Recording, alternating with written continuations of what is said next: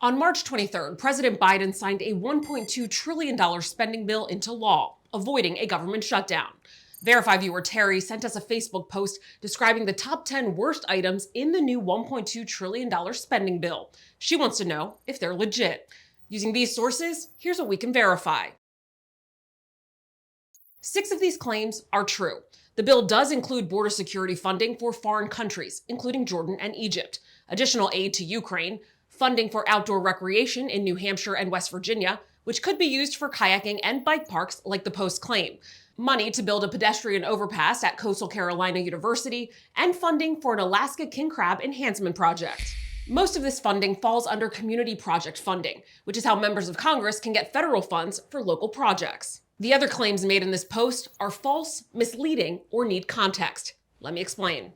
The claim that the spending bill includes funding for venues to host drag shows is misleading.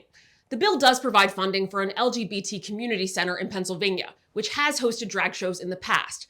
But according to this document from the Appropriations Committee, the funding is specifically earmarked for renovations and expansions of the facility, not drag shows. The claim that the bill includes money for transgender underwear and to host proms for kids are false. The bill does include $400,000 in funding for Briar Patch Youth Services, which has programming to support transgender youth.